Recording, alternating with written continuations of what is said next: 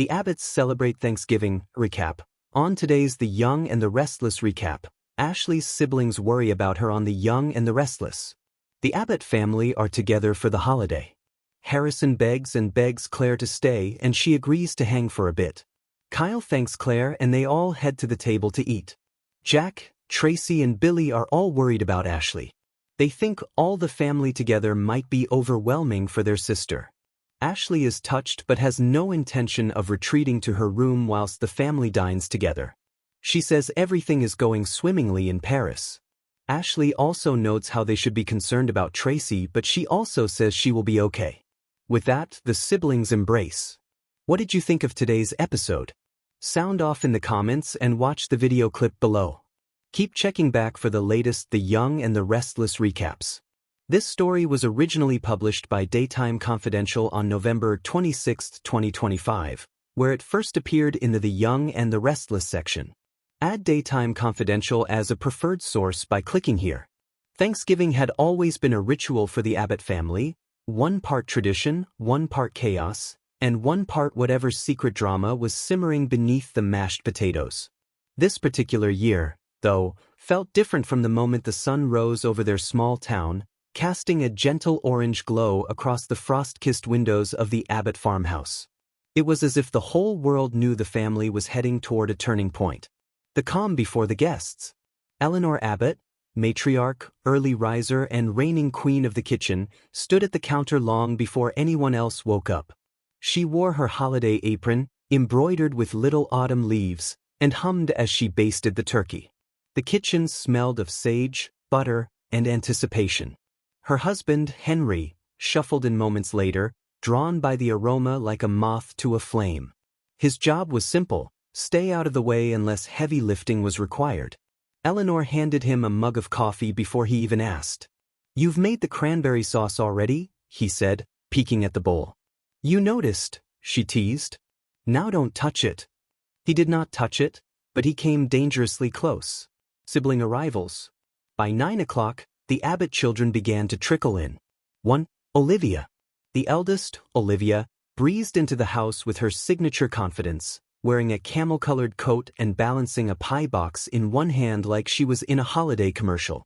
"Pumpkin pie from that bakery you love," she declared.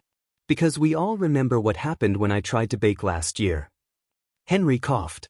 "The fire alarm remembers too." Olivia rolled her eyes, kissed her father's cheek, and went to find her mother. 2. Jacob. Next came Jacob, the middle child, steady, dependable, and chronically 5 minutes late. He brought rolls, homemade this time, because he had been practicing, which instantly made everyone nervous. But to their surprise, they smelled good. "Don't look so shocked," he said. "I watched a tutorial." "We'll need to taste one before trusting them," Olivia whispered. 3. Lily. Last was Lily, the youngest, who arrived not only with her backpack but also with a stray dog trailing behind her. She had a heart that refused to leave anything lost or lonely. "Before anyone says anything," she announced at the doorway, "he followed me home from the art studio and his name is Chestnut." Henry blinked. "The dog told you his name?" "He has the energy of a chestnut," Lily insisted.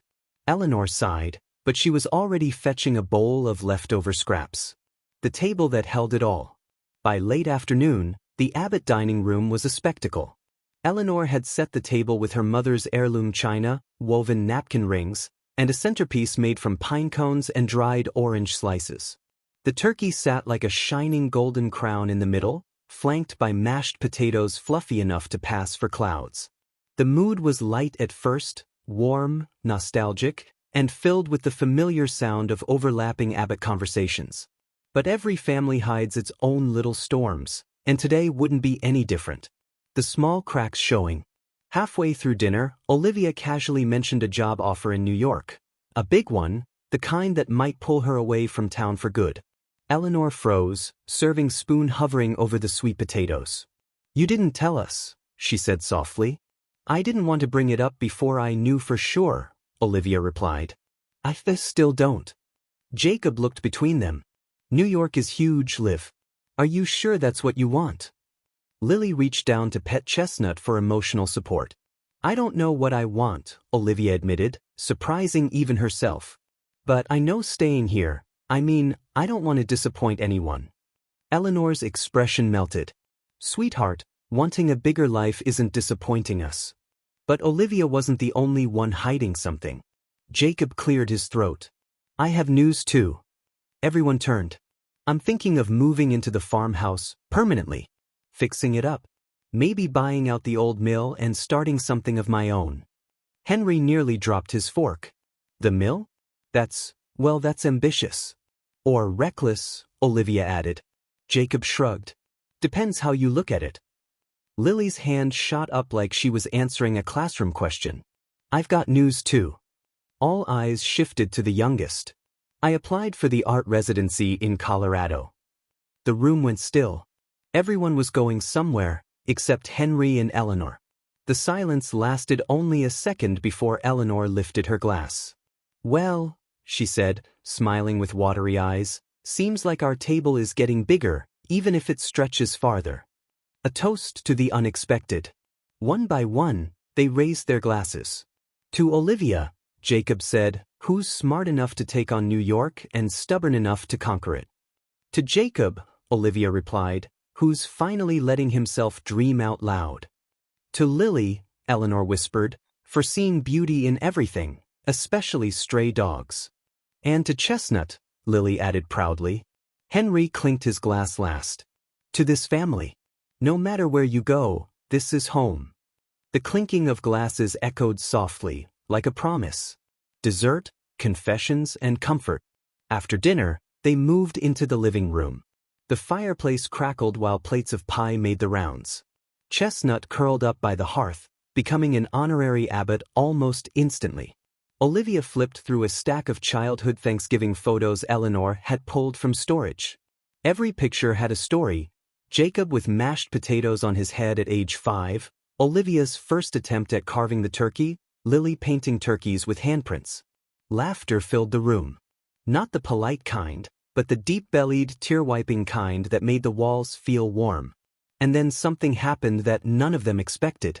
Eleanor stood, smoothing her apron, and announced gently, "We're proud of all of you. Your father and I always wanted you to build your own lives, not feel anchored here because of us." Henry nodded. "We'll cheer for you from wherever we are, hopefully not from the mill renovation site if Jacob's in charge." Jacob groaned. "One tutorial. I mess up one online tutorial." The room dissolved into laughter again. The night ending, the future beginning. Eventually, coats were fetched and leftovers packed. Lily promised to return the next morning to help with dishes, and to see if Chestnut could stay. Eleanor didn't have the heart to tell her that the dog had already won.